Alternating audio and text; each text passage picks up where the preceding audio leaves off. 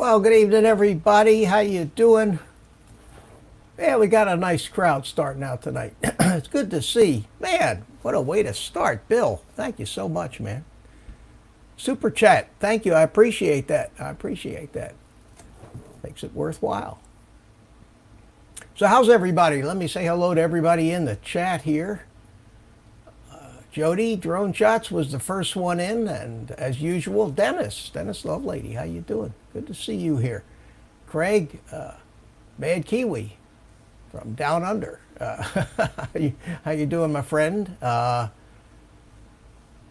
Who else is new? Dennis Mayhew. Arizona Drone Dude is here. Good to see you. Art Carlson, Art Koo, how are you, buddy? Arizona Drone Dude said hi to you.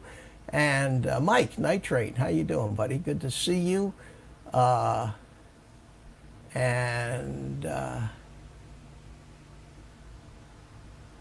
Dennis, is that Dennis? Yeah, Dennis Lovelady. Oh, let me get to the bottom of the chat. Sorry about that. And we have Scott Biddle. Hey, Scott, how you doing? Thanks for coming in. And Nathaniel Lee, how are you? So that means we got 12 people already. Wow, what a start. What a start to the show. And good to see you. Good to see you all. You all going nuts like I am? God, I thought for a minute I'd actually get a chance to fly today. The weather got nice for about 5 seconds, and by the time I got back from my walk, it was starting to blow windy and supposed to get windier, so that maybe tomorrow. We've had a lot of fronts coming through here, and it is what it is. And speaking of what it is, appropriate introduction. There he is. Hi, Art. Hey, Mitch. Hey, we missed you yesterday. Yeah, you know, I was going to talk a little about that. Okay.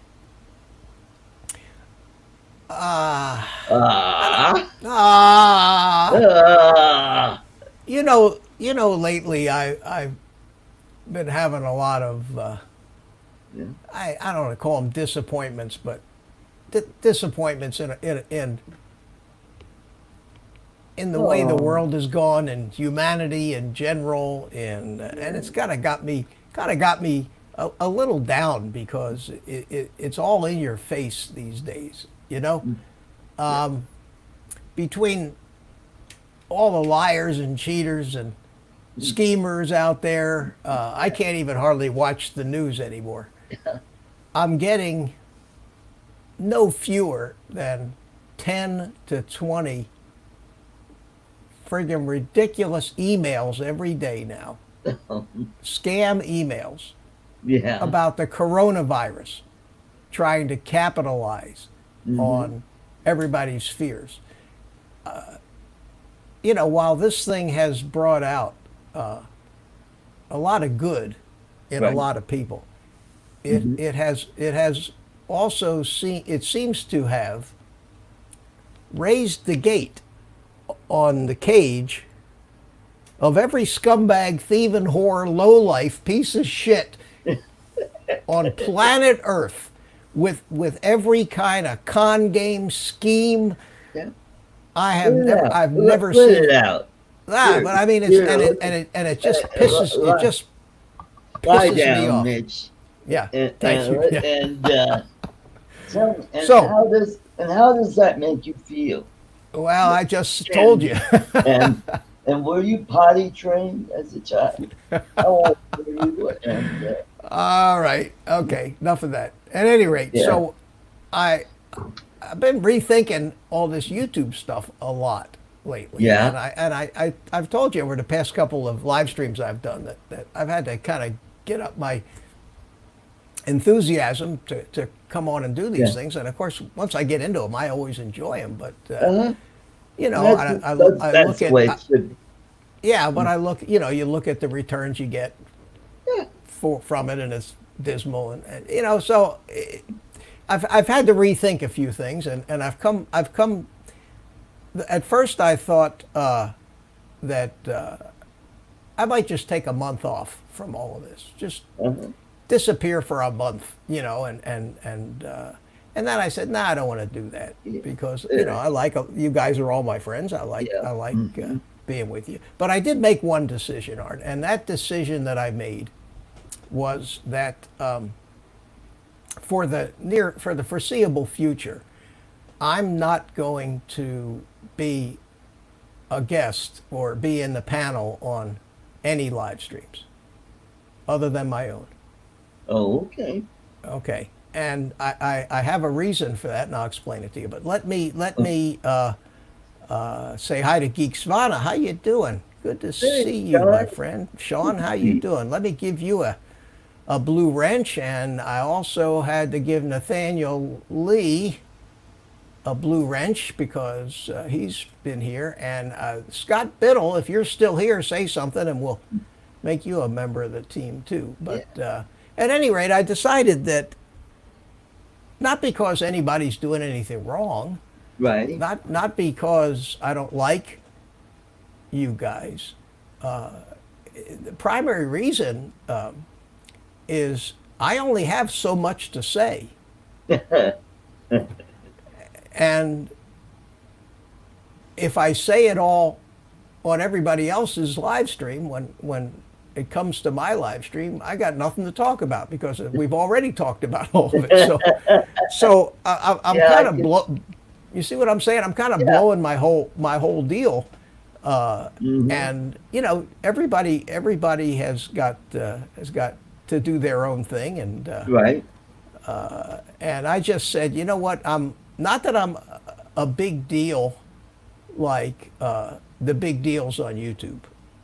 Not that I'm a big deal at all like Ken Herron or XJet or any of these guys, but those guys very rarely ever stick their face in outside of their own deal. And I thought that if anybody was interested in anything that I had to say, they'd tune into my show.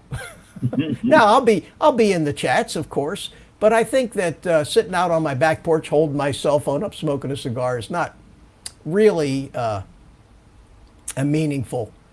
I'm not really contributing anything meaningful, and I don't want to do that. So for the time being, I'm going to just do it that way, and I'll have my live streams, and we'll see what happens. I see Scott is still here. Okay, Scott, you're still here. We're going to give you a blue wrench. Don't abuse the privilege, and good to see you. So I think we got that here. Anyway, good to see you, Art.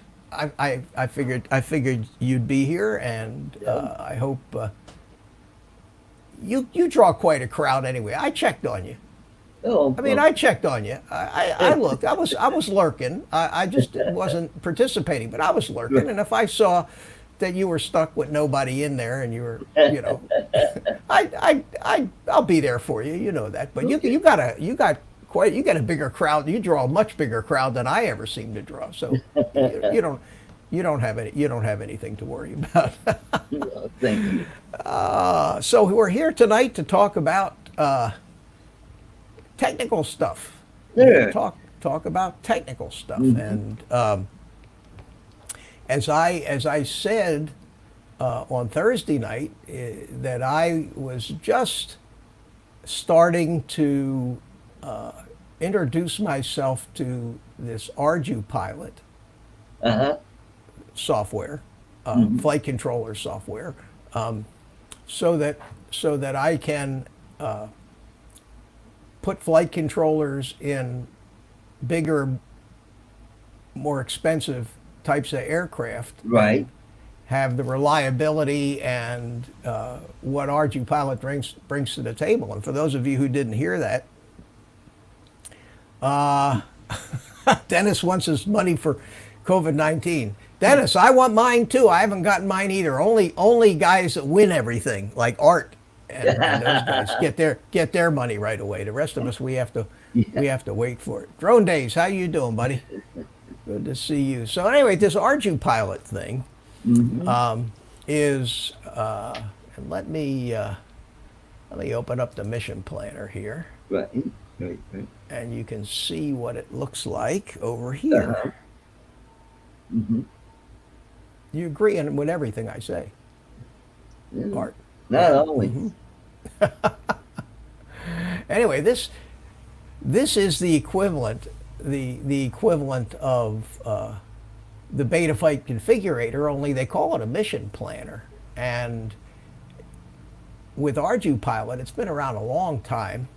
It's very sophisticated software. I think much larger and more capable than either Betaflight or INAV. It's not designed to fly racing drones around. It's designed for autonomous mission, large drones. And like I said on Thursday, I believe that this was what DJI drew from in developing the software to run their drones on, because Ardupilot is capable of doing anything and more than the DJI drones can do. Now, I don't take anything away from DJI and the fact that they did put it all together. They developed a very comprehensive app in the Go 4 that lets you do amazing things right from the cell phone hooked to your controller. But Ardupilot does all that. Ardupilot also has telemetry capabilities, which will allow you to run what they call ground station software, which is what this is. And there's another one called Q Ground Station that runs on Android tablets. Run this ground station software while the thing is up in the air, and plan missions and change and do everything, change settings on everything, and do pretty much what DJI does, only the capabilities of mission planning in this are far more capable. The main reason that I wanted to get into it was, like I said, I've got this huge helicopter that was very expensive. It's a 6-foot rotor span, and I was looking for an autopilot for it, and I thought that I might use INAV, but INAV does not have the features needed yet for helicopters. It has drones and fixed wings. And Nathaniel Lee asked me, what do I have for a drone? I got a lot of drones, Nathaniel. I've got a Mavic 2 Pro and Zoom, but I have a whole bunch of FPV drones, both running Betaflight and INAV. I have a lot of model airplanes, some of fixed wings, some of which I've put flight controllers in, and I'm playing around with all that kind of stuff. So I've had this big old helicopter in the closet for 15 years, and I thought it would be fun to put an autopilot in it. But this mission planner over here, if you go into mission plan and let me get it to, I don't have a GPS plugged into it at the present time. Get out of that. I'm going to try to find where I am here. And we're somewhere in Florida. Now, if I had a GPS hooked to this, I'd be in business. But I can then, I've got waypoints and all that information down here, and I can create I must have a home altitude. All right, 100. So I can create a whole autonomous flight plan in the mission planner, and then just say, and I can even do this while it's in flight, and just load the waypoint flight, and it'll send it right up. And of course, you have all of these different things you can set for every point. You can move the points around. You can make them auto take off, auto land. You pretty well have an incredible amount of leeway. And I'm learning this part of it. But the part of it that I've been playing with so far has been the setup of a flight controller in an airplane that I've had, but I hadn't built yet. So I thought, this little airplane would be a great little trial and learning experience for the Ardupilot. Let me catch up on the chat here. Jerry Cavalry's here. Jerry, how you doing? Rick Halber, you Rick. And was it Drone Days? Said hi to him. AZ Drone Nathaniel, Timeless Truths is here. How you doing? Yeah, Good to Timeless see you, Mike at Night Train. Yeah, Mike doesn't have a live stream tonight. I don't think so. Maybe he'll stick around if we don't bore him to death. So what I did Yeah. was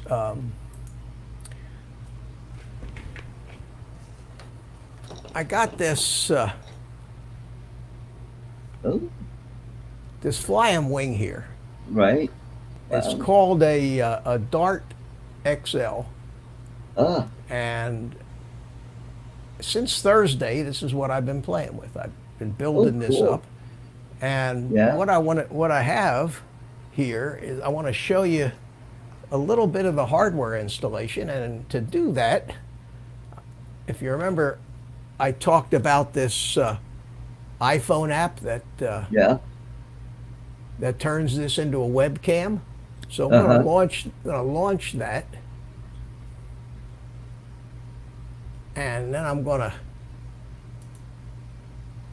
move to it, and you can see that now I can show you things. What do you think of that? Oh, nice. Oh, So, cool. so this is this is the installation, and what we've got here is a Maytech F405 wing flight controller. It's a F4 based flight controller, and I've flashed this Ardupilot firmware to it. There, of course, is the ESC. And over on the side here is the little receiver. And let me move this wire out of the way. There's the little receiver over there. Right. And then this wire here runs up to the GPS unit and compass unit, which is going to set inside the hatch that goes on top of this. Right. This is the little antenna for the receiver, and I've been working, and I've got the Ardupilot set up on here. This thing uses this humongous 4,500 milliamp 4-cell battery. Wow. So I'm going to Wow. set this this camera on this little tripod here and see if I can aim it down or not. It's a terrible little tripod, but so what I want to do is I'm going to put this battery in there and show you a little of what the automation on this thing does. That's just. Are you seeing what I'm doing here? Yeah. Okay. So I'll get my radio over here. Turn it on. Welcome to OpenTX. And plug the airplane in.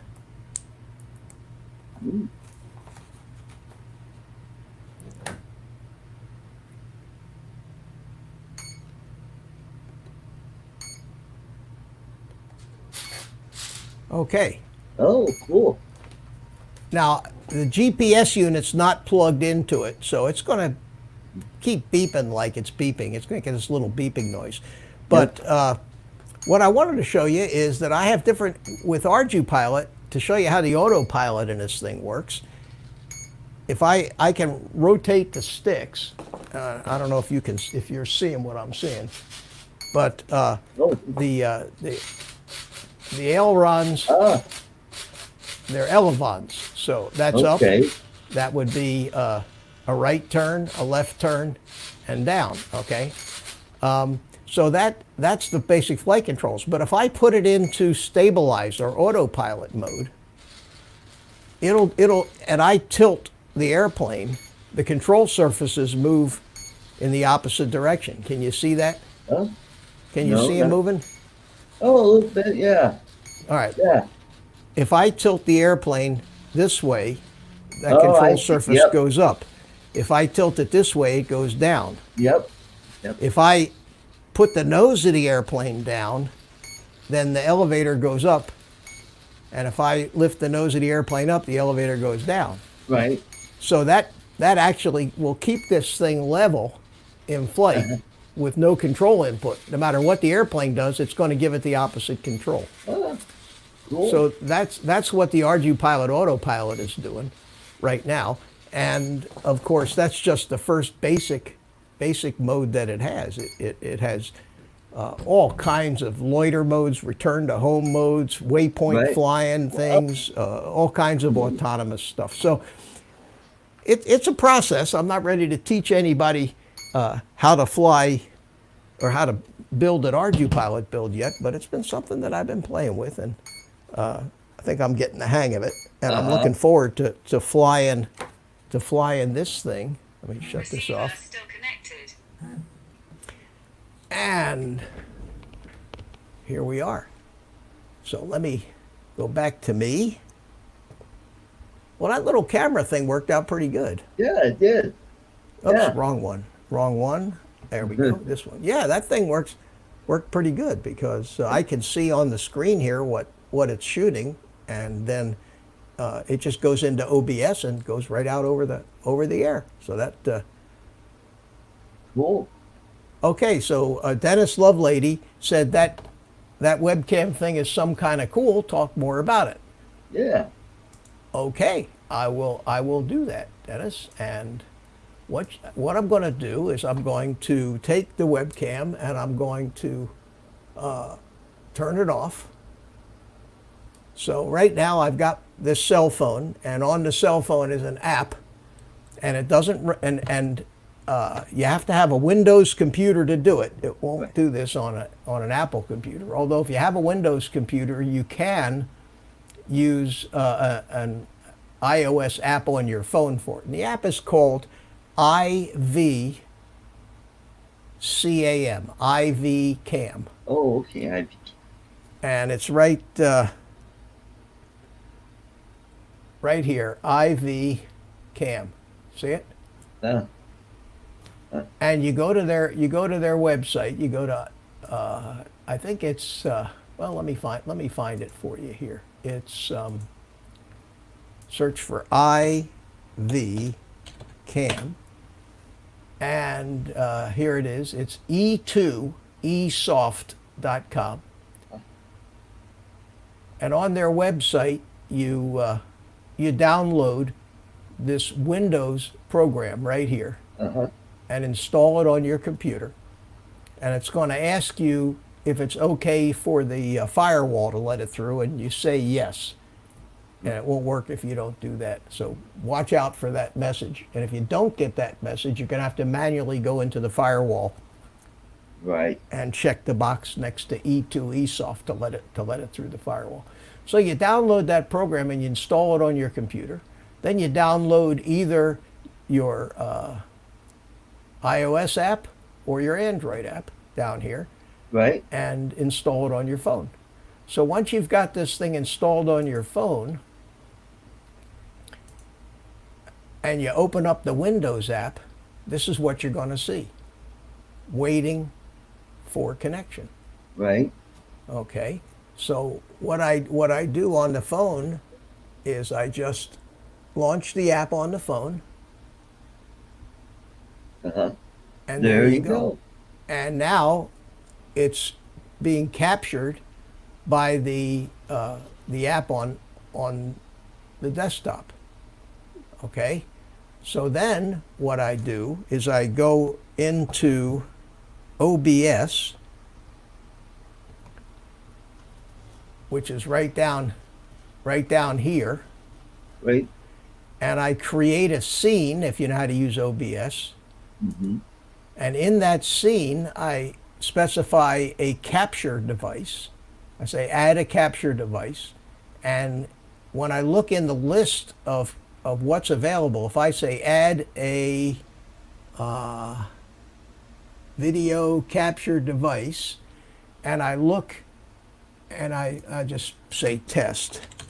And then it'll open up this window, and I look in this drop-down list of different capture devices that I have. There is one that says E2esoft IVCAM. So that's the one I would select. And then if I select that one, I've already selected it. Let's discard that. Discard. Okay. If I select that in my preview window here, that's the Huh. well, Okay, I actually just put another one in there, test. I need to get rid of that. Right. So let's get rid of that. Okay. So there's my capture. Now in this little window, I've gone ahead and overlaid the old guy face and put the monkey down in the bottom. But that's just part of the scene I've created. Then when I make that scene live, this is what I'm sending out. I'm just sending out now I don't have any green screen set up on this particular thing, so you're seeing the green screen. But I could set up the green screen and make that disappear with it, put a background in it, but it's not what I wanted to do this for. Yeah. And the reason that I set this thing up is so that I can do this kind of stuff. Because cell phones just focus right there. You know, you can just get real close to things. And Right. the lighting on this table is bad, but you can really get close to things, and it's pretty neat. And it's just I leave this window open. I may on this computer I leave this window open and just make it small and stick it here in the corner like this behind some of this other stuff, so it's there. Doesn't matter how big the window is, it's being captured by OBS right over here, right there. It's being captured by OBS. And when I switch it over to here, if I do that, say transition, then that feed goes live to my stream. And I can create any kind of scene that I want with this, just like I can with any other capture device. I can make a small window in the corner with this on top of something else. So if I wanted to point this at a radio transmitter while I'm flying, let's say, and yet have the video from the drone on the screen, I could put this little capture down in the corner and create a scene just like these scenes that I create where I have me down in the corner. Cool. Little. So, and when I'm done with it, I just close the app. The window that I have back on that other screen goes into this waiting mode, and it just sits there until it sees this camera again. Right. And if I have this feed for this thing, for example, on my cell phone here, okay, and I have the app on my cell phone, and this thing is not doing it. If I hit this, oh, wrong app. Wrong. Wrong app. I got so many apps on here. Let's see. This one would be in here, and it would be IV Cam. Here we go. If I hit IV Cam here, now instead of this phone here, I'm just using my cell phone, and it works right over my local area Wi-Fi network. Right. See? So I could actually take my headphones off if I wanted and go anywhere within the Wi-Fi range of my router in my house here, and you guys would still see, even though I couldn't hear because I wouldn't have my earphones on. Yeah, that's You right. couldn't hear me because I'm not wearing a wireless mic. You could still see, and I think there's actually a way to capture the microphone, capture the audio from this as well. Oh, cool. So you probably could go and take it for a walk, but it's a handy little thing if you're doing live streams. I believe that handy little app. I've been looking for something like this and finally found this one. So that's called IV Cam. And Geeks Fauna says I should make a how-to video on this, then use your phone as a webcam with OBS. You know, that's how I found out about it. There are a few videos out there already, but you know, it's not a bad idea. Probably wouldn't hurt for people for people that maybe subscribe to me and don't subscribe to these other guys who Right. made this. But yeah, I'll do that. I'll make a short video on where to find the software, how to open up the firewall if you get in trouble. It's free. It's freebie, which is always nice. And I really think it's a great idea. So let me go back to me here. Now that I've got all of this stuff and turn this off. Okay. There you go. So that's the airplane back there that Right. cool. Is that I'm building. a push propeller or pull? Yeah, it's got a push propeller, and what I'm going to put on it is for FPV, and I don't have it in here yet, but I'll show you the Oh, okay. I'm going to put this this is a Cadex Right. Turtle Oh, V2, and this is a little FPV camera with a built-in high def DVR that goes on the plane. nice. So this is the camera here Right. that will capture the FPV, and then in this little board here, Okay. it has an SD card slot. And yeah, and this but- particular camera records 1080p 60 frames a second. And it also splits the signal from the camera and sends the feed to the video transmitter so you can see it in your goggles. So nice. I went on to Thingiverse. You guys know what Thingiverse is? I think I've heard of it. Yeah. Okay, it's for 3D prints. Ah, And you can, so I wanted to mount this thing, and let me go back to my little portable camera here, right. and hang on one second. Let me go back to this, and let me go to the nose of the airplane and show you what it's got. It's got Yeah. I a saw place the for an FPV camera here, and then Oh. it's got room for a GoPro Oh, nice. up there in the nose. And they give you foam blocks. They give you these different foam blocks that are cut out to take either a full-size GoPro or one of the session size ones. Right. Right. But since I have this this Runcam, this Cat. turtle, Yeah. the Cadex Turtle, I'm trying to figure out a way to get it to stay in there and where to mount that silly board that it has. Right. So I said, I could make a 3D print There. to you mount go. all that. And I said, but I've never failed to find I've never failed yet to Yeah. find somebody had already done it. So I went on to Thingiverse, and I found, sure enough, I put in ZOHD Dart XL camera Right. mount, and I came up with 5 or 10 different camera mounts, and Cool. this is the one Oh, that I ended up with. So Nice. I 3D printed this, and the way this works is the camera. Let's see, this is the bottom. Right. The camera mounts in here, Right.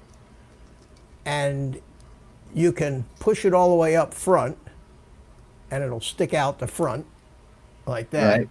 And then you probably need a little spacer in there because this will also take a larger camera, but there are holes in the side here. I don't know if you can see them in this light or not. but Right. there are Yeah, I holes, see. there they are, yeah, where you can actually fit a screwdriver through. And Oh, there's a okay. smaller hole on the inside, small holes on the inside, and you can actually screw the camera up in there. Oh. And then it's got these little mounts back here, which are too big for this board. They're 30 millimeter mounts, but they do give you this adapter plate right here. Wonderful. So I'm going to take that adapter plate.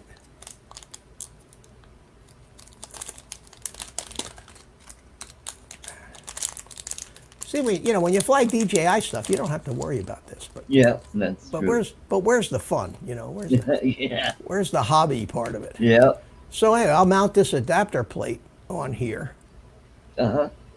and then I'll mount the board to the adapter plate with a little spacer under it. There And you the go. camera will go in there, and then this whole little assembly will just slide right on inside, and I already test fit it, and it fits in there perfectly. Just slides right in and stays there. Wonderful. So that's and you can pull it out, and if you have to.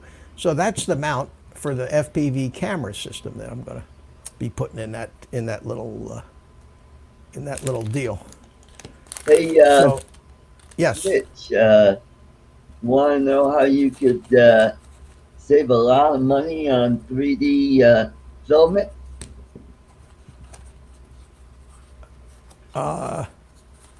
sure, Art. How would I save a lot of money on 3D film? Alrighty. I just saw a video this morning where this guy made a gadget to where you could take plastic bottles and you cut the bottom off and you just run it through and it comes out in one big strand of plastic.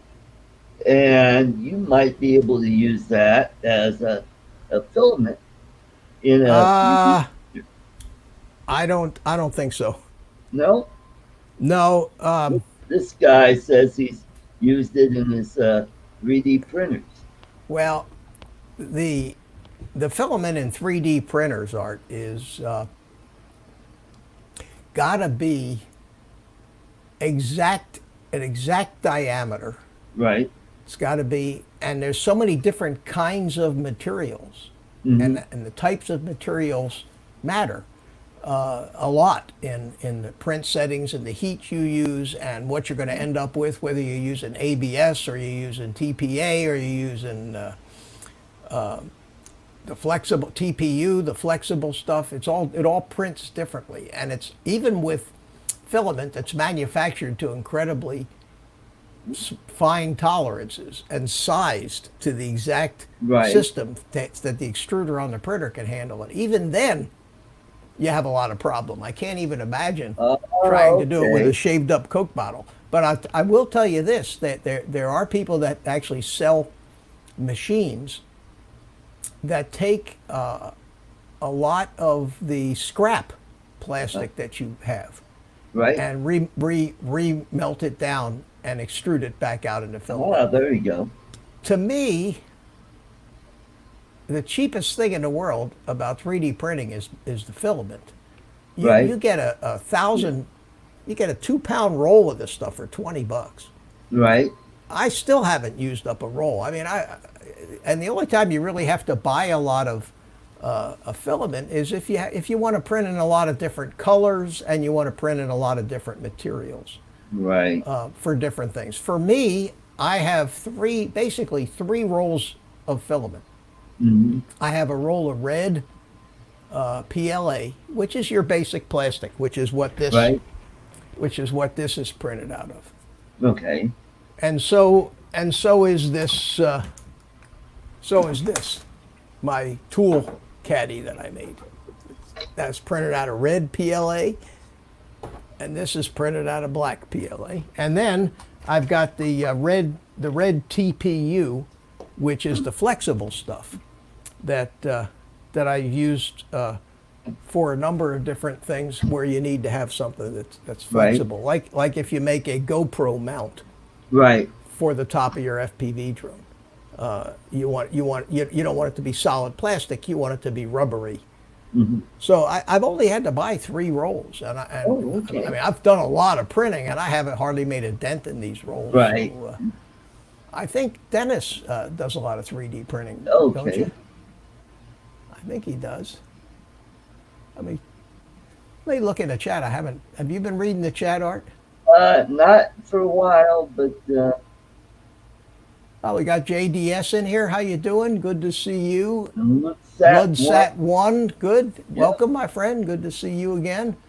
And I think that's the only newbies that have come in since the last time I said hello to Oh, and everybody. JDS Flying. JDS, yeah, Flying Canuck.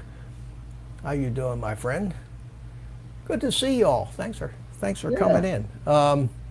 Anyway, that You're up to 18. I see 17, 18. Yeah, that's a lot for this deal because it is try to be slightly technical rather than just Yeah. just conversations. Well, we got up to 9 or 10 on Art's place this afternoon. Cool. That's not too Cool. bad. Yeah, I'm trying to take a break from politics for a little Yeah. while. It is I get absolutely. I want to come back. It's like I wish I could, play like go to sleep for a year, and have it not count Yeah. against my lifespan, and wake up in a year and find out that they're frog marching all these criminals in our government off to jail, including Hillary Clinton and the rest of the gang. One can only hope, Yeah. Yeah. Yeah. Same here. One can only hope. The election will be over. We'll have to worry about that crap and all the Yeah. nonsense that comes with that every year. But yeah, so that's where I am, and I haven't really done a video of the building of this wing. Right. I just decided I'm going to do something for me, not for YouTube. I just want to have some fun, not rush, not have to worry about Fun. holding the camera on it and everything else. Mm-hmm. But it's pretty straightforward. The basic programming of Ardupilot is pretty straightforward. Yep. I showed you guys the little controller that's in that fixed wing. Yep. Is a Maytech made for fixed wings. It's made to run either Betaflight or INAV. Comes with INAV flashed on it, and it's built as an INAV controller. However, they Right. do have the Ardupilot target for all the Maytech wing controllers, the 405, the F4, and the F7, the 765. And it runs flawlessly on that, but it's still not the real reason why I want to run Ardupilot. Ardupilot on that fixed wing is going to be a lot more work setting up and everything than just throwing INAV on it, because I've done the INAV wings. I know how to do it. I could get the thing programmed and set up in 15 minutes to have it ready to fly. But because I want to start putting autopilots in bigger, and I want to start building bigger aircraft, helicopters, I want an autopilot system that has commercial reliability. And I Right. showed you guys on Thursday that cube, that orange cube Pixhawk controller. Right. And I'll show it to you. I'll show that to you again right now. But this right here is the it's a commercial level system, and it's the kind of system that these guys that build these big drones that you see on YouTube to carry these $100,000 professional video cameras, the Aries, Right. those they need an autopilot system that wasn't built for a foam flying wing. Right. They need something that is more almost military grade type hardware. So Mhm. I'm sure that most of the prototypes for all these new delivery drones or the controllers that they're putting into these manned prototypes where you get in it and fly it, the Right. would you fly this drones, you know what I'm Yeah. talking about, are going to Mhm. be using this kind of an autopilot instead of the little board that I Right. just showed you. And this is and it's not all that expensive either, but this is called a cube. Mhm. That's it, right there. It looks kind of like the controller board on my RoboMaster. Uh, I wouldn't be surprised if there's similarities because I'm sure DJI has used a ton of the technology from this type of thing. Now Mhm. this particular little orange cube here has three IMUs, which is inertial measurement unit. An Right. IMU is what's otherwise known as an accelerometer. Right. It senses any movement in any direction. Mhm. So it's got three of them. It's got two barometers for measuring altitude. It's got two compasses for measuring heading. It's heated. It's got a heating. It's heated to a fixed temperature to keep all of these sensors working just right.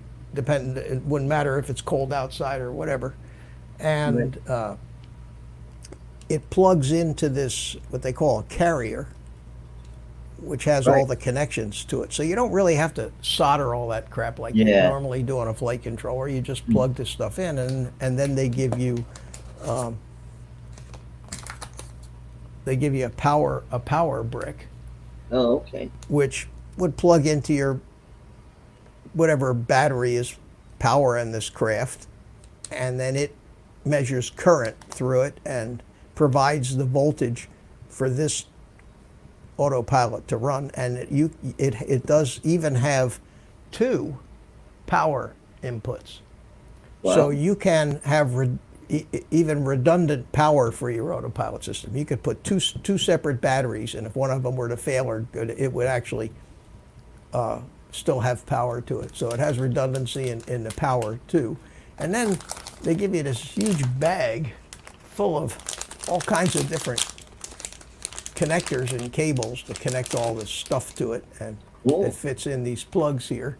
And then they give you a bunch of foam sticky tape to mount it Right. and all that.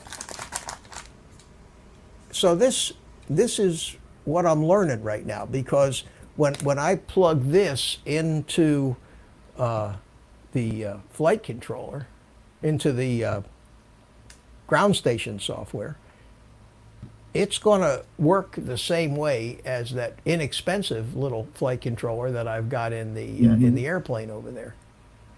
So I have never plugged this in yet, Wow. but let's try it, see what happens. Okay.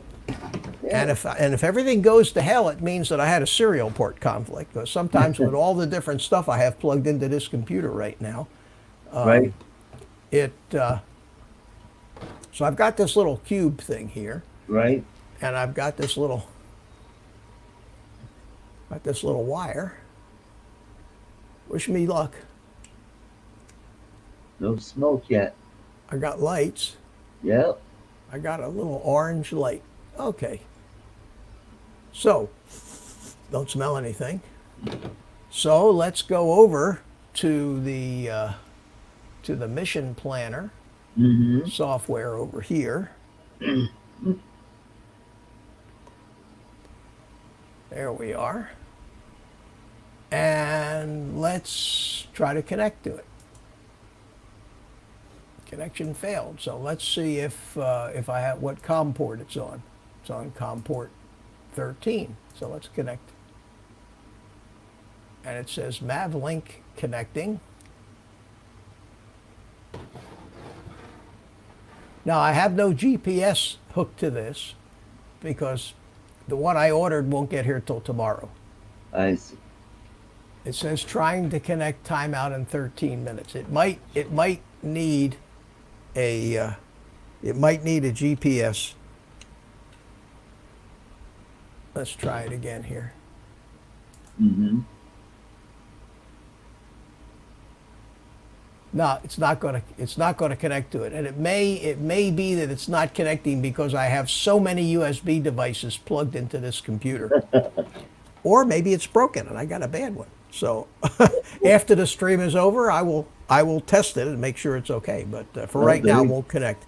It's possible that it does need to have a GPS plugged in. It also may have to have power. It may actually, I don't know if it will just connect without a battery plugged into it. So I know nothing about this. I'm just getting started with there this thing. You go. So we give it a try anyway. Let's see which button. There it is. There. So we got just you tonight, Art. Yeah. Yeah, the usual gang's not here. There's no Carlos. Rick is in the chat. Oh, Jim is in here too, Above and Beyond Drones. Oh. Yeah. Mm-hmm. Yeah, Jim came in Thursday night because he knows a little bit about Ardupilot, and maybe he might want to come in tonight and help us figure this out. I'm surprised that it just didn't boot up, but I'm not surprised because of all of the different USB cameras and things that I have plugged into this thing.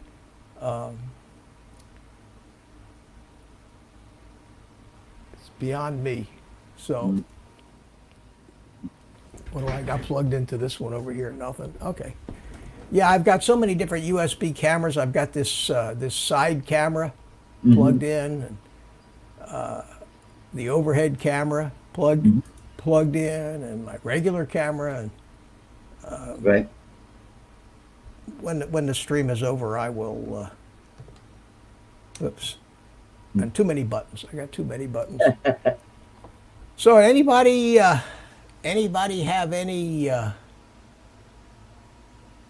Ludsat says put it in your window.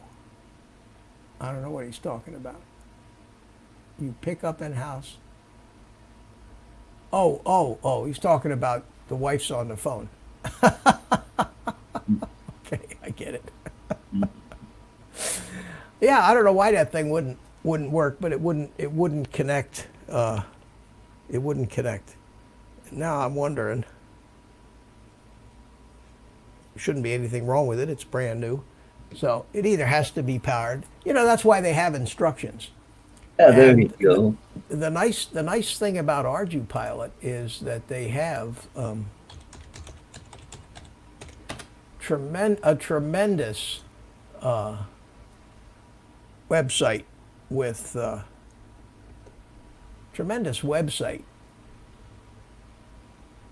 with tremendous documentation. And if you look here on the side here, it's got home, copter, plane, rover, sub, antenna trackers, all this different stuff, and it really is very well written. I haven't read it, much of it yet. I've read what I've needed to get that airplane program, but you can go through and pretty much take a course. It tells you how to download the firmware and all that stuff, and then it tells you the history of all the different autopilots that they've had over the years. They started this project in May of 2007. Chris Anderson, who's the guy who started this whole mess, starts DIYdrones.com. And it's grown for over 10 years, Right. up to the current state that it is now. They have a partner program, and the reason they have a partner program is that so many commercial entities are using this in their commercial drones, commercial drone manufacturers. So they have a they have a partner program, which I guess costs money. Right. And these are all the people that sell their stuff. And here's support. And the next thing you would go to if you wanted to do a plane. This is neat. There shows an airplane with multi-rotors hooked to the underside of the wing so the plane can do straight up and takeoffs before it flies forward. Oh, kind of like a VTOL, yeah. VTOL, cool. But this Ardupilot actually can control the transitioning where you have tilt rotors, and it's got all that stuff built into it. So any kind of vehicle you can imagine, this thing can control it through all the different gyrations. And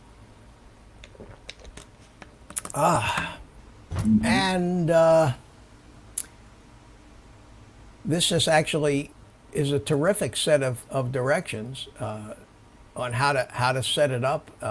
Much better than you're going to find with Betaflight or INAV. Tremendous. If you care to read all this stuff. Choosing an autopilot, they're talking about the hardware. So here is what the little inexpensive flight controllers that we're using look like. Right. The Parrot Bebop, I believe, uses this system too. Uses Ardupilot. Nice. What is this? And then it's peppered with videos. Yep. So it's pretty well documented stuff. There's the first version of the cube, I think. And it goes through all the wiring diagrams of the different controllers and everything. So there's all the information that you might want is there. And, there you go. It's just a matter of learning it, and that's what I need to do. Sure I need to learn it. So, anybody else? Do you have a favorite simulator, Art or Mitch? Ludsat asks. So, yeah, I use Velocidrone myself. That's the only simulator that I've ever tried for FPV stuff. So I can't tell you if it's my favorite because it's my only simulator. Now with that simulator, do you take your transmitter and hook it up to that, and then you kind of learn how to fly using your transmitter, or do you use what I do, and I can try it here. God knows if I'm going to blow up my system again because I've got to hook it up into a USB port. But if I take my transmitter right here, right, and I go into the USB port on top, right, and plug it in. And is that a USB-C or? It's an old mini USB. Oh, okay. Well, luckily I've got one of those. Well, the newer they've got a USB battery charging mod for this radio now. That part of it is basically dependent on the radio you have. Some radios might have micro USBs, some of them. Oh, okay. The newer ones might have C. The one that goes in your computer is your standard old USB-A. So what I'm going to do is I'm going to go into my model selection here. And I have a model set up called a simulator. I think I have a model set up.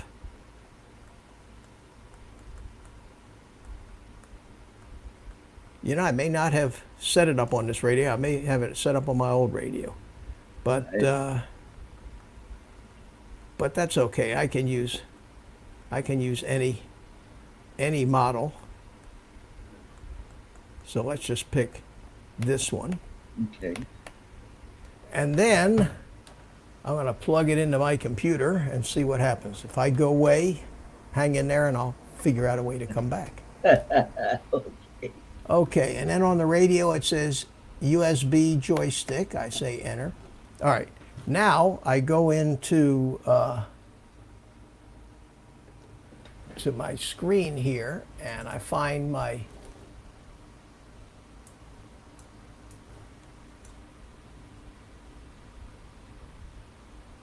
Velocidrone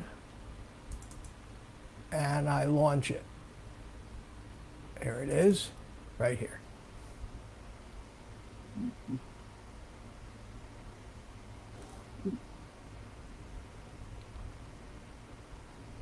I haven't used it in a while, tell you the truth. I've been flying the real ones instead of the simulator. I should actually be using it more. Should be practicing more on it. Okay. Scott said he got frustrated with the simulator. Right. Okay, so let's take the single player. Uh-huh. And we'll select that model and we'll select this scenery. Red BD. Okay. And hopefully, yeah, it's working. Oh, okay. I remember this one, yeah. Yeah, so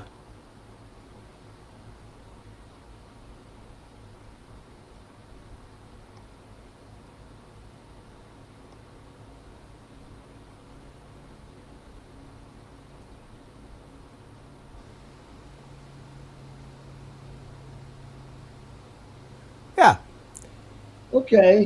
and we fly. Oh, that'd be cool. That might be. It's good practice. Whoops. Yeah. Oh, kaboom! There. Oh, you've recovered. Oh. Every time you do this, you got to get used to flying a simulator again because it's a little different. It's a little different than.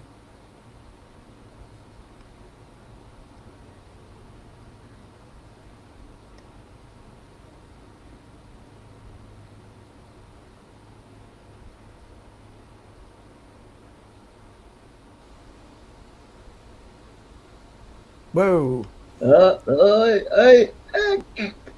See, that's the good thing about a simulator is you actually get to you get that freebie every time you hit something. See. Now I don't know if you can hear it. Can you hear the sound from this or not? No. Okay, I don't have the sound ported into this YouTube to the mixer, but there is sound and you can hear the motors. Right. All right, let me try to do a little better here than I was doing.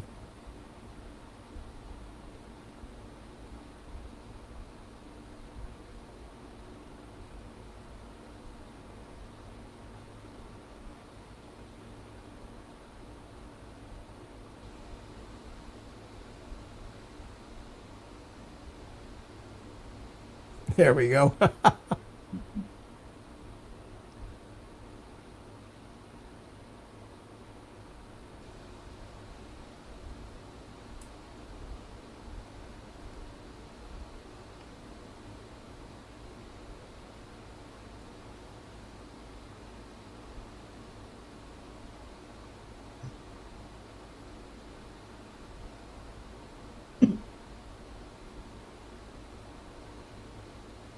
Whoa! Almost made it through there. Well, that's cool. And but it's good. It's good practice because it's pretty realistic.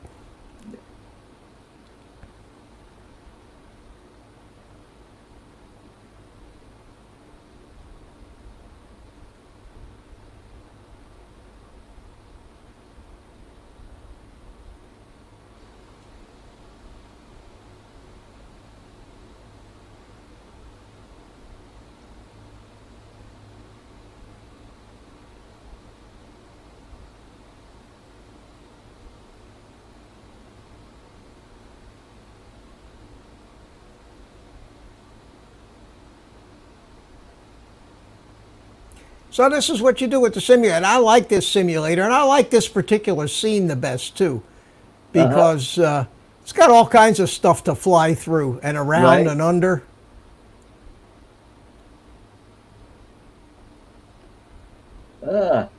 Cool.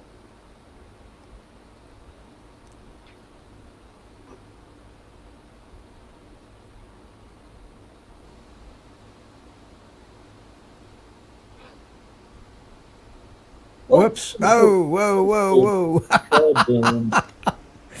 Anyway, that's Huh, okay. that's good. It's good practice, and I haven't really been playing with it for a while, so I was Uh-huh. a little Well, rusty there. But after 5 minutes, you get used to it. uh-huh. So what do you think of that, Art? Yeah, when I get my controller, that'll give me uh, a little better idea of how to control my FPV drone once I get that going. Yeah, and this particular simulator, it costs $20. Oh, okay. It's So not bad. so you break down and you buy it one time, $20. Yep, Uh, runs on a PC. right. I'm amazed that it ran again with all the stuff I've got plugged into this. I wonder if I. Last time I tried it when I was on a live stream, one of my cameras stopped working. Uh-oh. No, that one's still working. No, they're Yeah. still working. Yeah, I'll be damned. But I couldn't get that. I couldn't get that for some reason. I couldn't get that controller Right. to load to. And it might just be that I had a setting wrong on the Right. mission planner. It may be there's a setting that you have to tell it what kind of controller that you're using Right. before it can load it, and that's probably what I did wrong. In fact, let me just for fun. I told you I'm so new at this, Art, Yeah. that I initial setup. Hmm. Oh, I know why it didn't load. Doesn't have any software on it. Oh, You there. you have to install Ardupilot because, knock on wood, when you buy these things, Uh-huh. It's like a blank hard drive. yeah, Yeah. and so let's plug it in. Let's see what There you happens. go. Let's plug it in Good here. idea. Now I'm gonna, I should be reading instructions while I'm doing this, but Yeah. let's plug it in. It does connect because it tells me the COM port. But let's go up here, install firmware. See, here's where you have to tell it whether you're putting it on a rover, an airplane, what kind of quad, Right. dual up and down facing rotors, on a sub, But Oh, I'm putting oh. this. I'm going to be putting this on a helicopter. So I will click heli. Uh-huh. Are you sure you want to upload? Yes, I want to upload the helicopter. So what it's doing right now is it's bringing the software into. I thought you were going to put that on that plane, that No, wing. I want to. No, the wing's got the Oh, yeah, that's right. cheaper one. Yeah, this is Okay. for that big orange helicopter. Okay, I got you. And hang on a second, Art. Hang on a second, and I will All right. get rid of this airplane. Yeah, get rid of that. Yeah, get rid of that.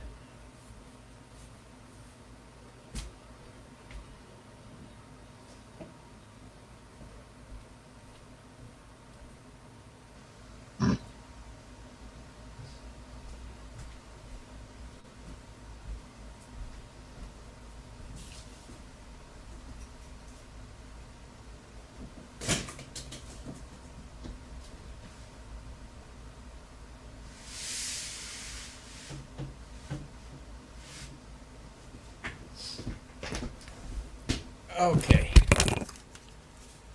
Are you telling jokes, Art? Are you entertaining the Oh, troops? yeah, I wanted to, I just saw a funny sign, and it's here in Denver. There is a gentleman's club across the street from where I work, and during this pandemic, they put up a sign that says, we are clothed so that someday we'll be unclothed.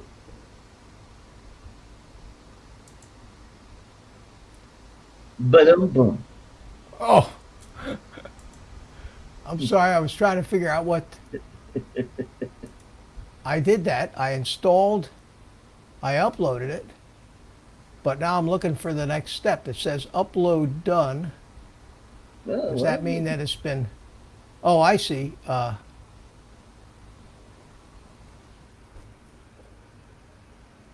Download firmwares.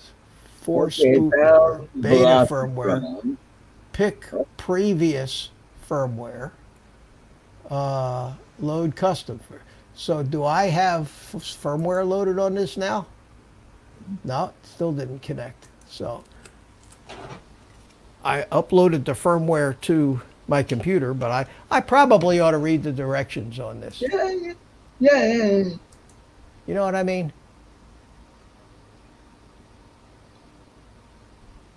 There. All right, please unplug the board, then press OK and plug it back in. Unplug the board. Okay. Press OK. And then plug it back in. Mission planner will look for the board for 30 seconds, it says. All right, no need to upload already on the board. Oh, okay. So. Okay. So we did that, rebooted the board. Still can't connect. So I'm not doing something right. Oh, I'm missing something. You know, that's just that I've never flashed firmware with that particular system yet. I just need to learn it. So next time we come on here, I'll probably have it all flashed and ready to go. There we are. Where am I? Here I am. Right here. There you are. There I am. Let me turn my radio off. So let me see. Are you going to fly that tonight, Art? That wants to know. Fly what tonight? Oh, my FPV drone. I don't have a controller yet or a transmitter yet. So that's going to be my next big purchase coming up.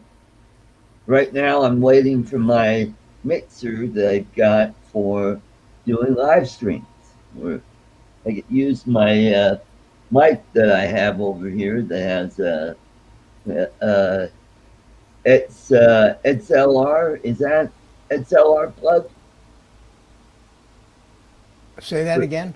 XLR plug for microphone. Oh yeah. Okay.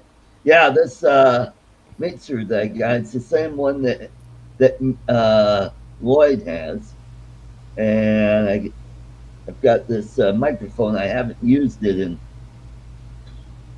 2 and or 3 years. It's got an XLR plug on it, doesn't it? And then it plugs right into my PC through USB. Through a USB port, yeah. Now, do you say you have the mixer? No, I've ordered it, and it should be here at the end of April or first week of May. Yeah, the XLR is that big round plug with the three prongs in it. Yeah. Yep. And the microphone that you have, there's two different kinds. There's microphones that need what they call phantom power. Right. And microphones that don't. So you need to find out for sure if your microphone needs the power, because there's going to be a setting in your mixer to turn on the phantom power. We call it phantom power. Like this little mic that I'm wearing here, this little lavalier mic. Right. It requires phantom power. Oh. From my mixer. Oh, okay. So and so does this mic here. So does my Audio Technica. It requires phantom power.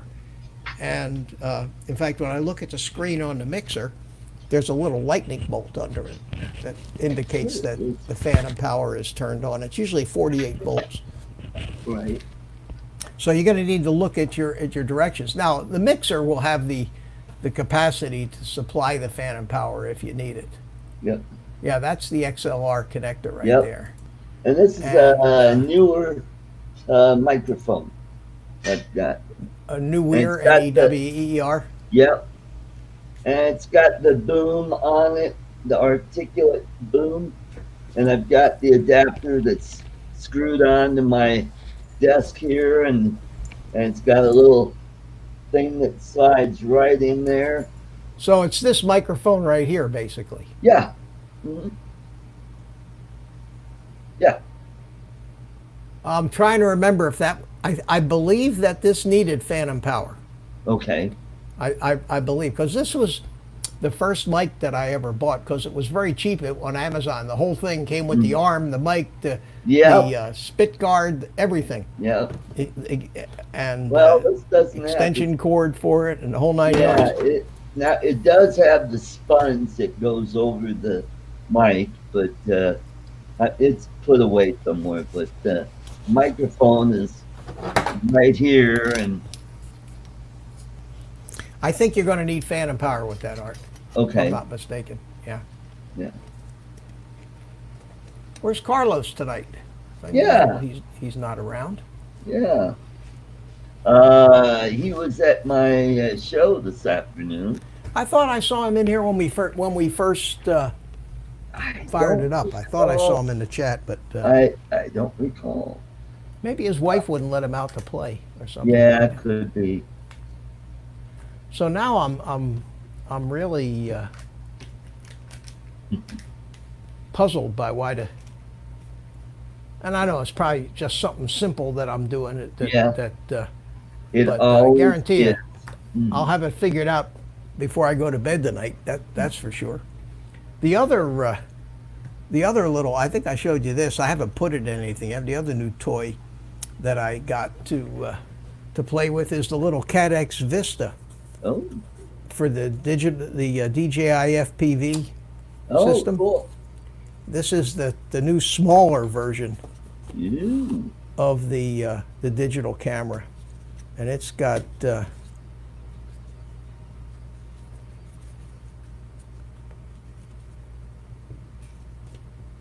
nice. That's the size of that. Uh-huh.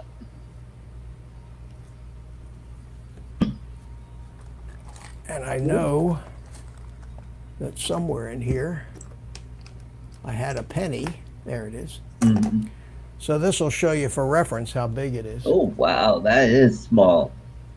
That is small. Yeah, that's the penny right there, and there's the camera. Wow.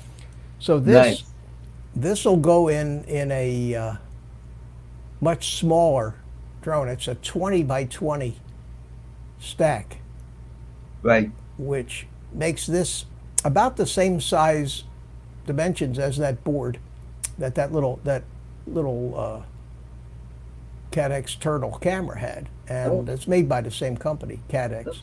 But they make this. I have a funny feeling that DJI actually manufactures the stuff. Right. This is the same camera that comes with the DJI system, but so I need to find I want to find a little 2 to 2.5 inch drone, something really small, right, to put this thing in, because that's the purpose of it, is for something tiny that you want to have digital thing. Now DJI just came up with a firmware update for their whole digital system, and one of the things that I appreciate that they added was more items in the OSD display. Right. That was one of the shortcomings when the digital system first came out. It had, you see a beautiful picture, but you couldn't get all that information that Betaflight could give you in your on-screen display. How much your battery remaining, your altitude, timers, RSSI. So they did a software upgrade not too long ago, and they added all the different displays. I'm trying to figure out what Lud said. Can you put a mask on your baboon in the background? Yeah. On the monkey. Yeah.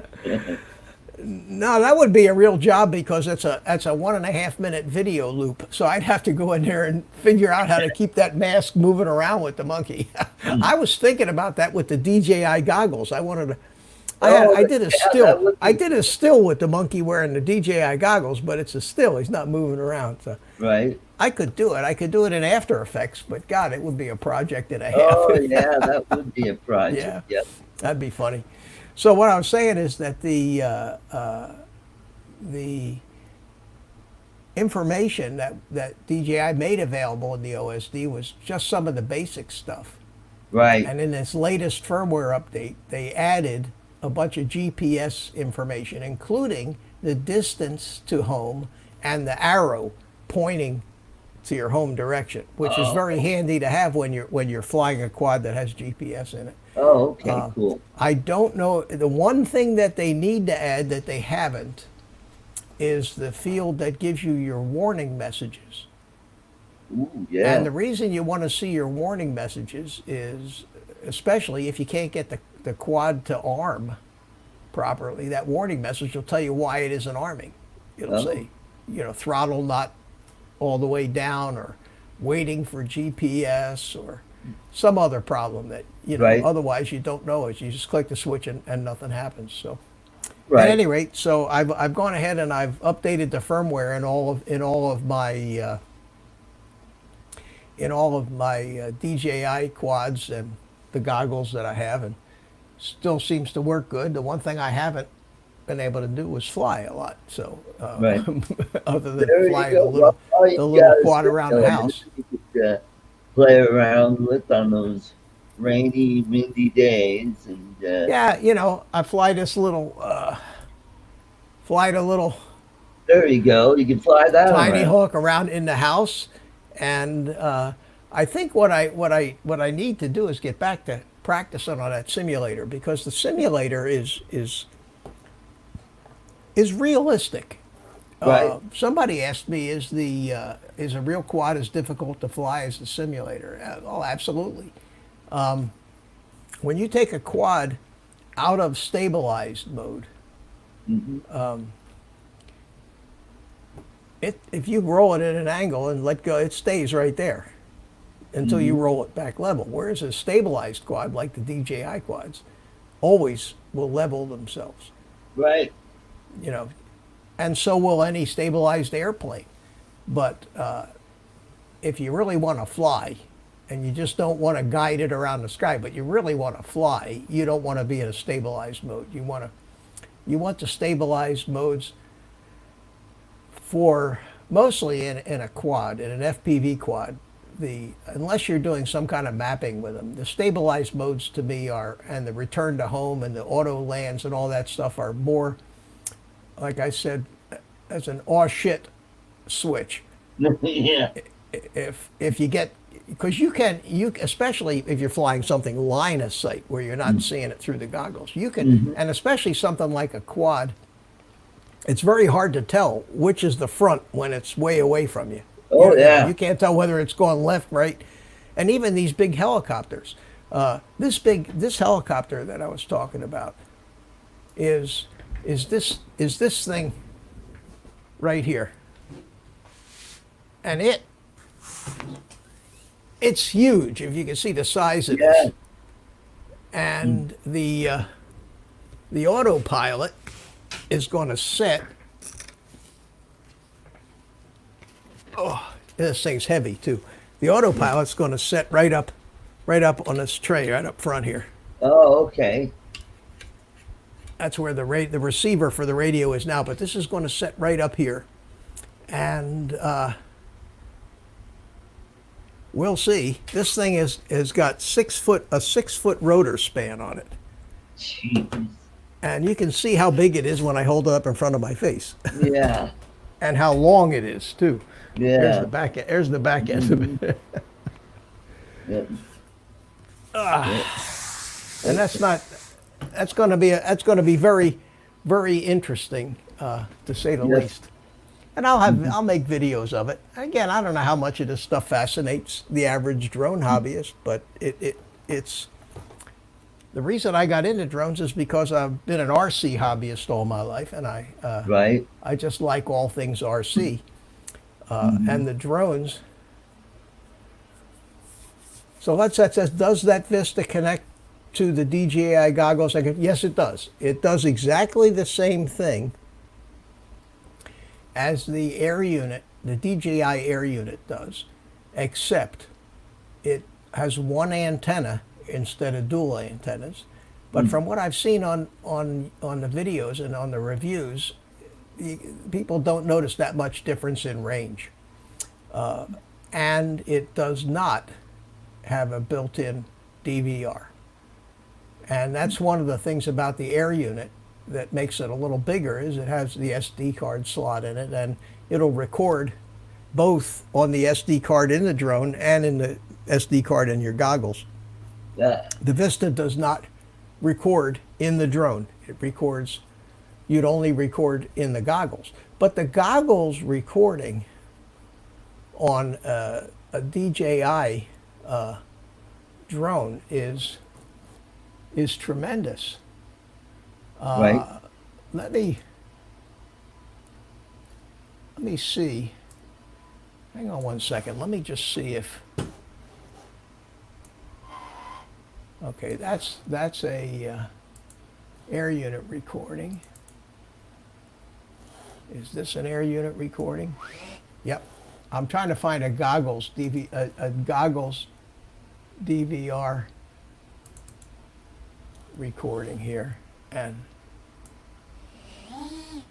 no, that's not it. I know I got one here somewhere. Bear with me. Okay, we're here. Okay. Now these are. Let me find one.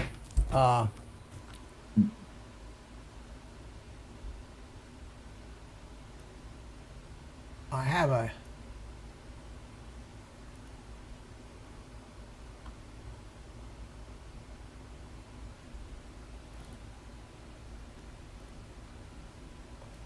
Well, okay. Do it a different way. Let's find a. Yeah, let's say you don't need a GoPro, although a GoPro will give you stabilized stuff, whereas the DVR in the DJI system will give you sharp video, but it's not going to be stabilized. Right. Let's see where I'm trying to find a video here, and I'm trying to find one without sound.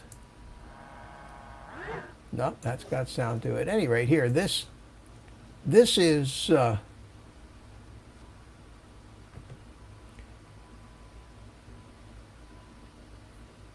this is from the DJI FPV system. Oh.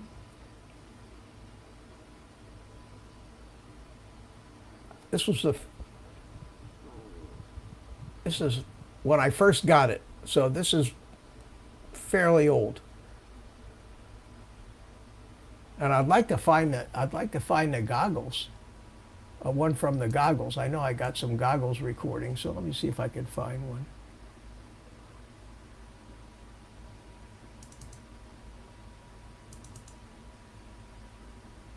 Here we go. Okay, this is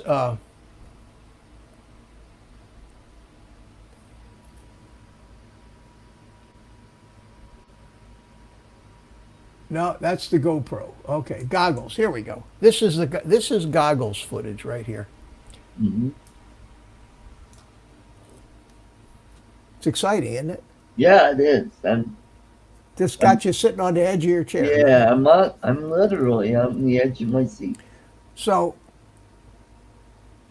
what you're seeing here is just exactly what I was seeing in the goggles.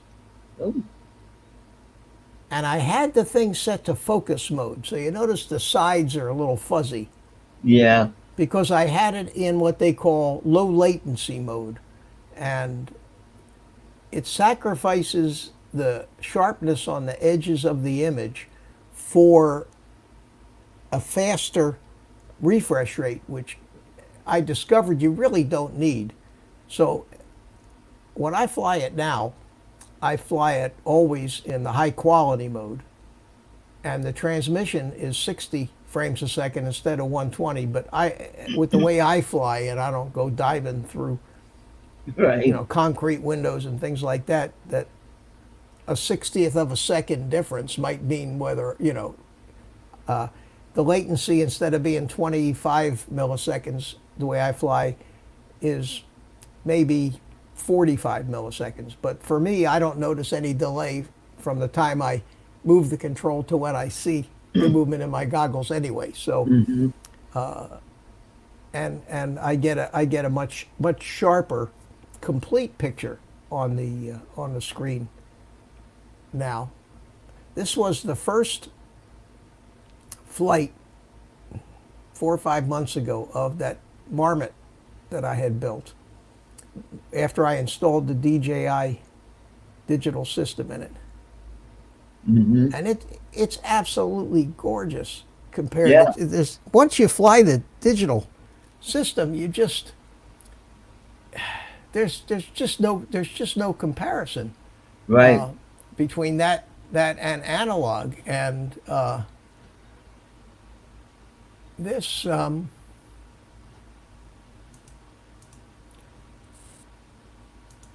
I get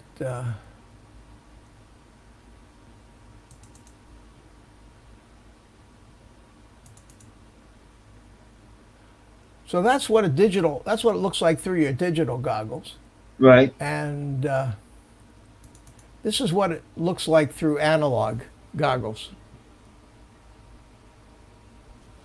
Yeah, it looks like 720. That's the difference. Yeah. And you see all the flickering and flashing. And Yeah.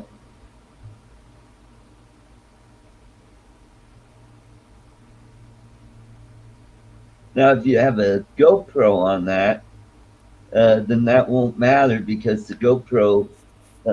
Yeah, exactly.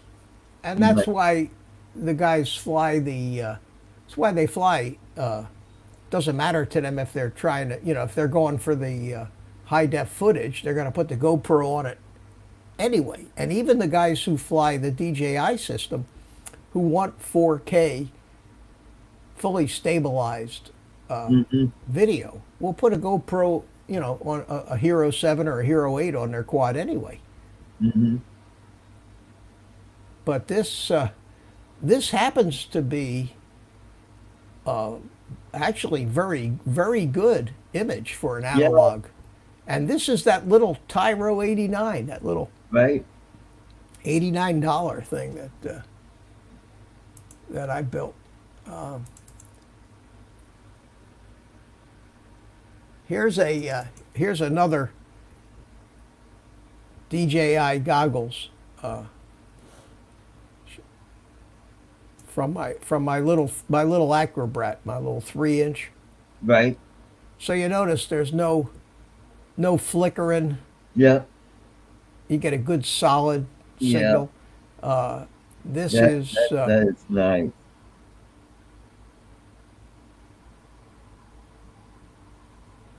this stuff is all pre-COVID-19 days when Yeah.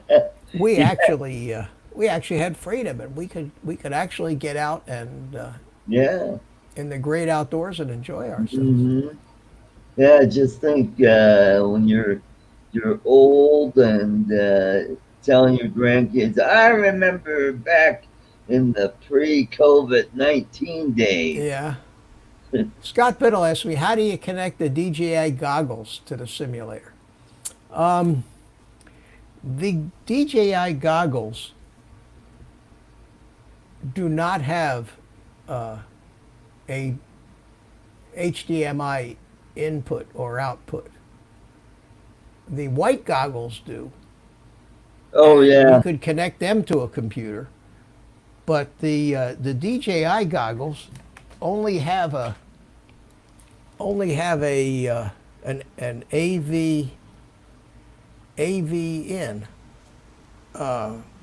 which is analog video, not digital. And on this one here, I'm using them. I'm using the AV in over here for the mod that lets me have an analog receiver, like a Fat Shark module, actually on the goggles, so Right. that I can use my DJI digital goggles for an analog quad, and that's what that was recorded on, you saw. But that, as far as using the goggles with the simulator, there might be some convoluted way you could do it by getting digital to analog converters and going into the AV in, but I think the latency that would cause would make them useless. Yeah. If you got a pair of the DJI white, if you got a pair of the DJI white goggles, they do have a HDMI input, and you can hook them right up to a computer. And a lot of guys do that, and I've been threatening to do that myself. I've got the goggles, the white ones, and I just never, you keep saying I'm going to do this, I'm going to do that, I'm going to do the other thing. You just never quite get around to it. Mm-hmm. At any rate, that's a nice big loop. Yeah. Yeah, I've talked about this before, but my style of flying FPV is old guy style. Yeah.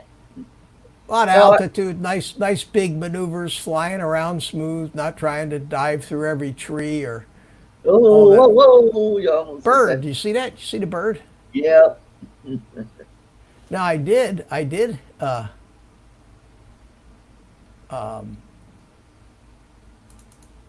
actually, I think, just because Carlos kept making fun of me. He says, you never fly around trees,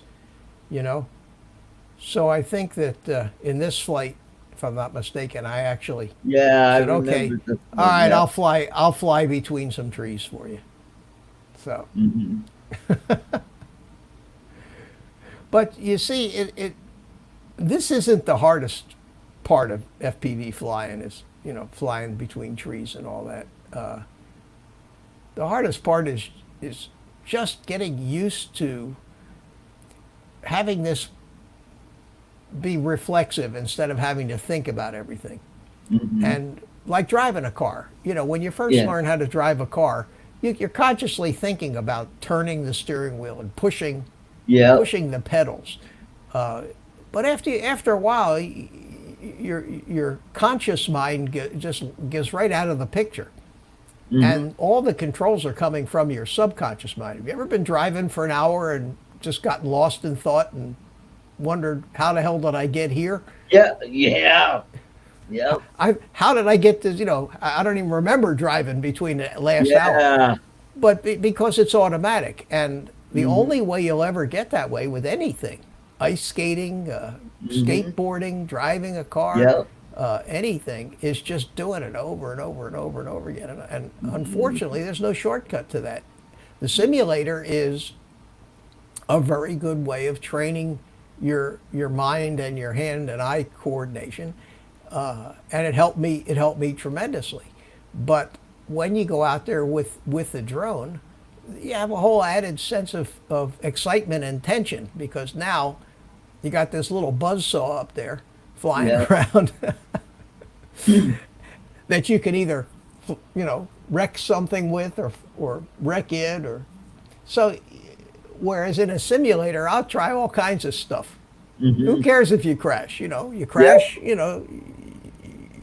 you're reincarnated right at the start line again. Yeah, that's true.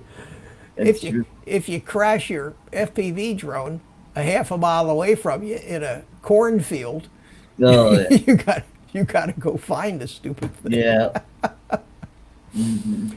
Big difference. Same thing with flying low to the ground or low over the water. There's no altitude hold on these things. You're flying just like if you were flying an airplane.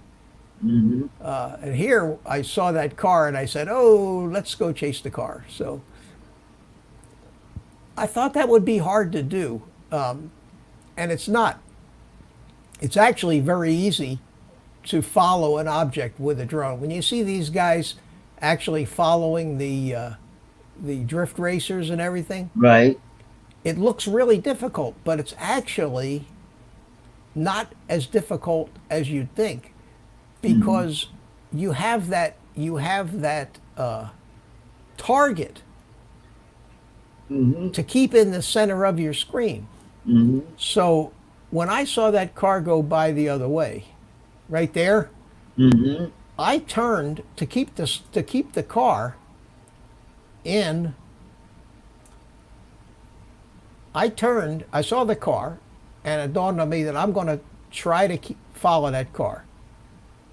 So, having never really done this before, I just started to turn, but I tried to keep the car in the center of my screen. See? And it was easier than I thought, because I had the car as a reference to fly to. Now, I didn't want to turn too low in front of the car here, because I thought it might have spooked them. So I did push up a little altitude there.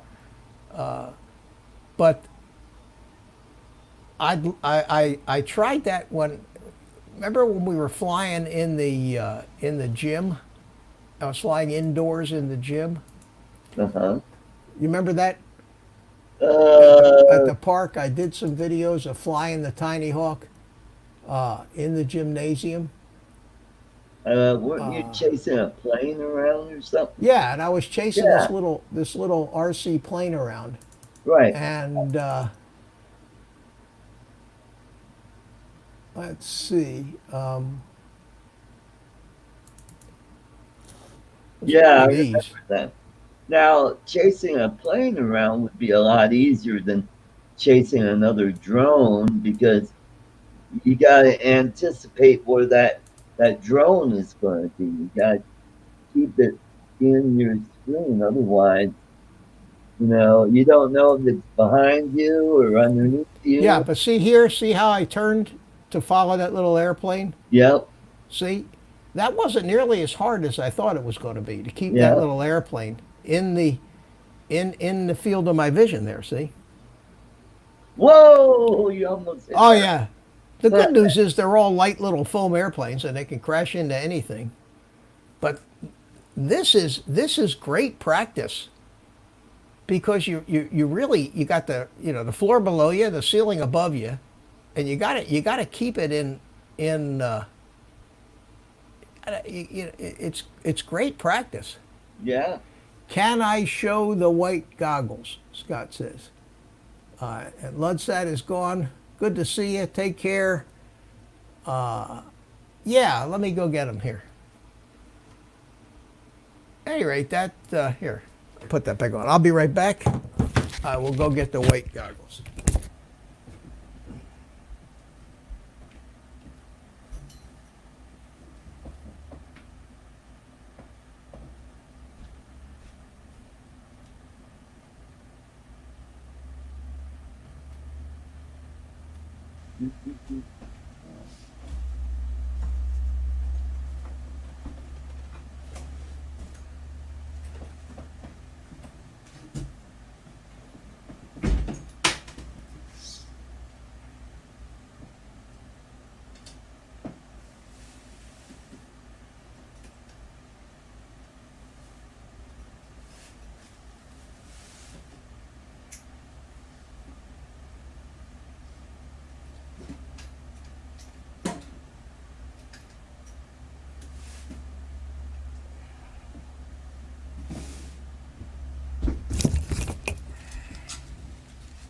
All right.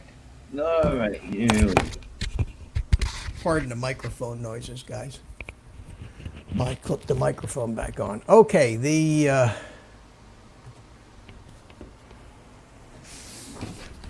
white goggles are the original DJI goggles designed for use with the Mavic.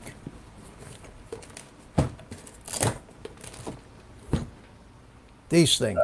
Yeah. Now, remember those these? work with the Phantom 4? Yeah, anything with OcuSync. Okay. So they worked with the original Mavic Pro, the Mavic 2s, and I think the Phantom 4 with OcuSync. Okay. Good. And they have an HDMI input right here, micro Up a little HDMI bit input. to your left. There you There go. you go. Right here. There we. Okay. So it's got an SD card slot in it, a headphone jack in. Cool. And these are actually pretty nice goggles, and they got a beautiful picture in them.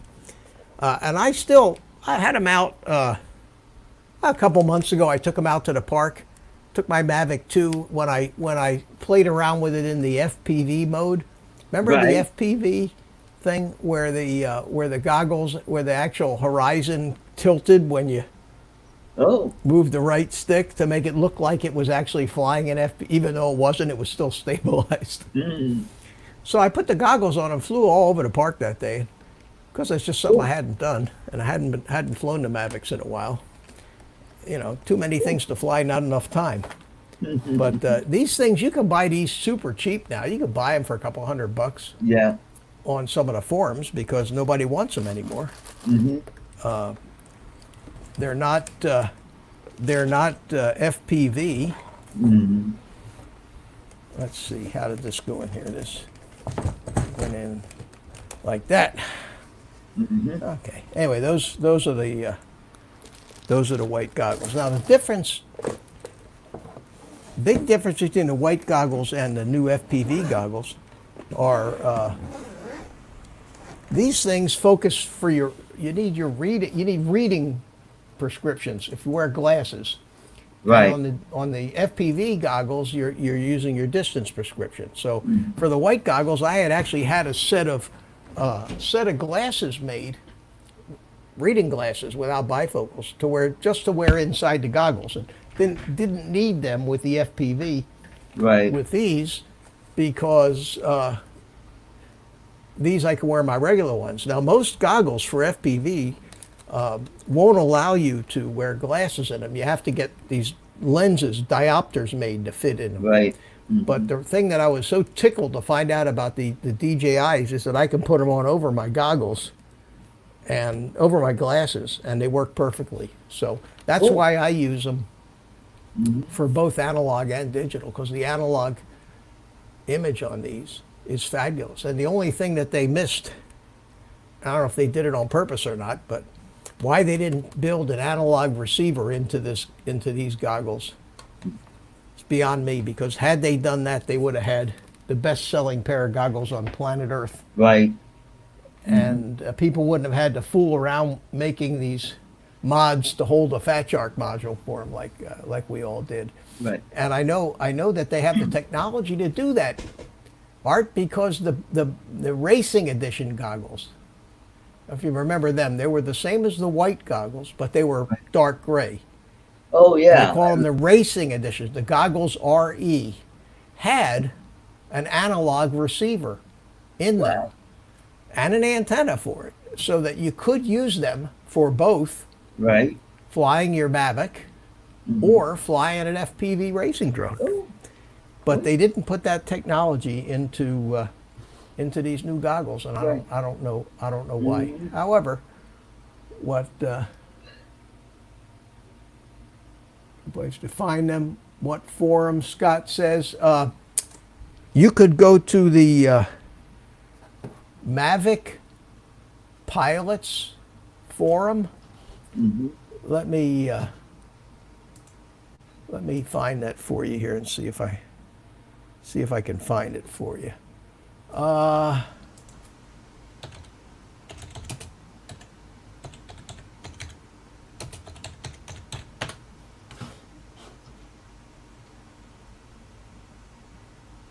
Crunchbase.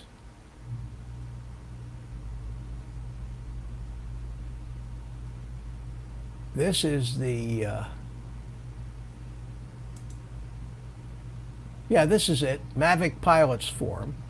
And in here, they have classifieds. And this is where you can find Mavic 2 Pro with Fly More combo for sale.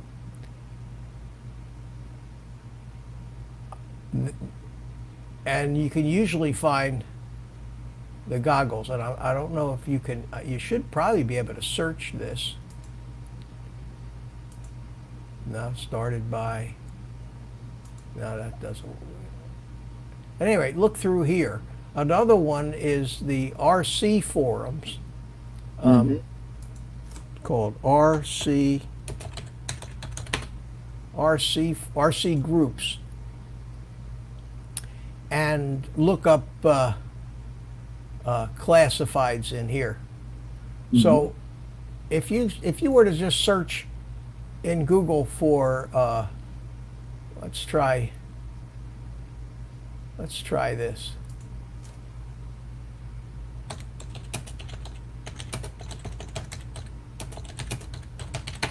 DJI white goggles for sale.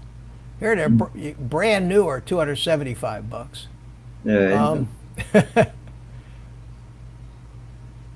But you may find you probably would find some of the forum listings in here.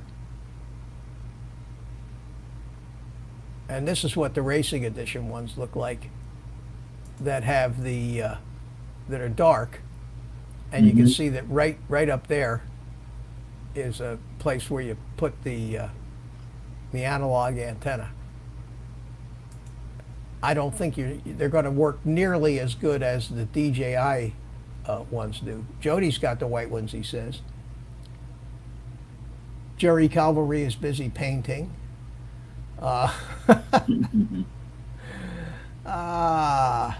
I'll tell you what, guys. It's I don't know how 2 hours went by, because I really didn't have all that much to fill up 2 hours with. But somehow we managed to talk, and got you to stick around, Art, because there is no Ken Heron on Sunday night.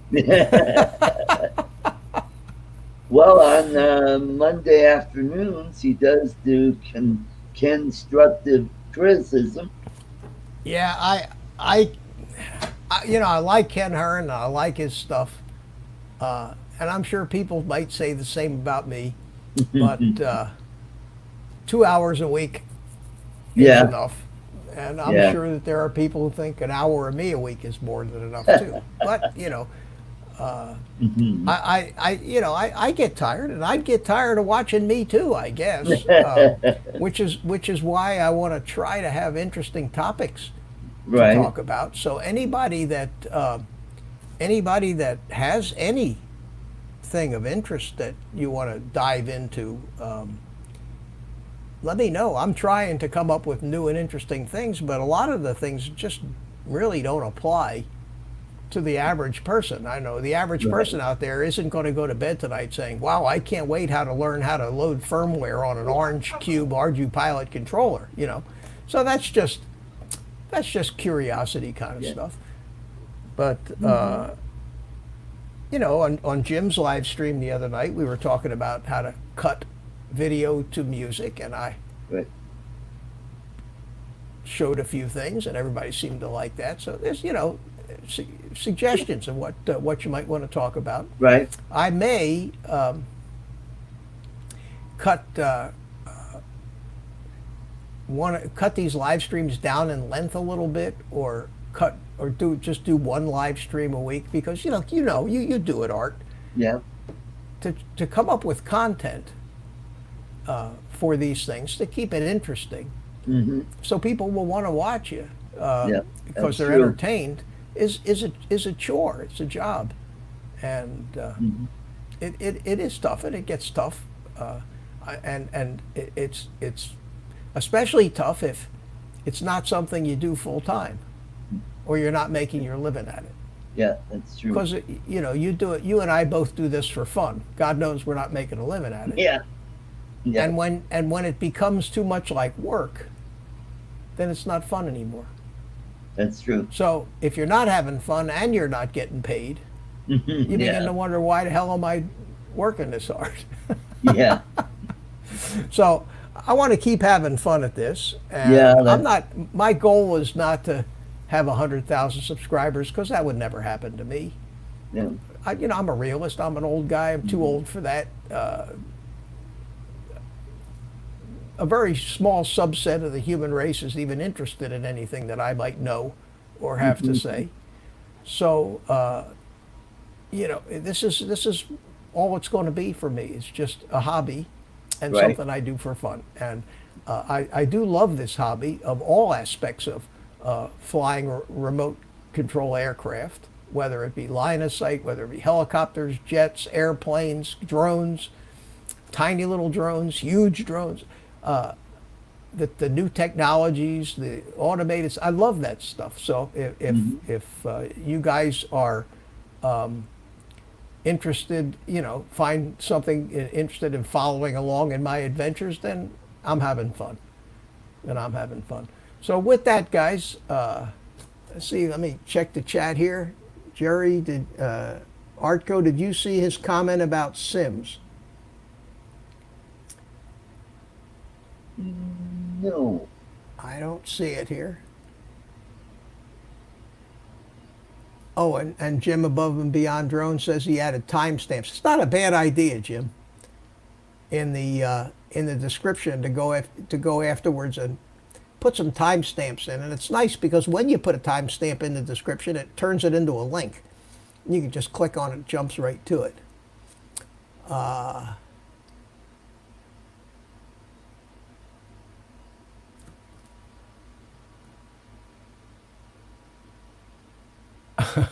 Scott Biddle's having trouble with his connecting white goggles up. If you have any Cube Ardupilot questions, let me know. No fly drone. Oh, cool. Thank you, my friend. The biggest question I had was I don't know anything about them, and I took this Right. this brand new Cube out of the box and plugged it in, and right away I have to figure I got to learn how to flash. I got to learn how to flash the. Look at the orange is green screened. Cool. Yeah. Got to learn how to flash the software to it. So Right. I need to work on that. I did, however, get it installed on a plane on a Maytech F405 and got most of the functions working, but I've only been playing with it now for 2 or 3 days, so I've got a lot to learn. Mm-hmm. Just set up. To learn. Yeah, no fly drones. That Cube looks like the way to go, and I'm going to fly this very expensive, humongous helicopter with it. So, Cool.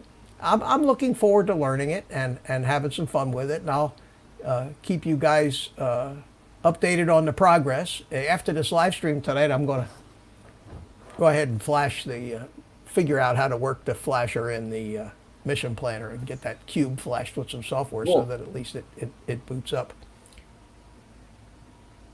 Okay. Yeah, the Cube is easy. He says, yeah, I'm sure it is. I'll figure it out. Anyway, guys, Art, thanks for coming in tonight. I appreciate it. Welcome. Always good to see you. And I think, do I have music? I do. I have music. I will bring my music in and say goodbye to everybody in the chat, and say goodbye to Art. Art, take care, my friend. Okay. Take care. See you next time. See you next time, buddy. All right. Bye-bye. Take care. Bye. And that just leaves me. And anyway, thanks a lot, guys. Rick, thank you very much. I appreciate that. All you guys that hung in there through this.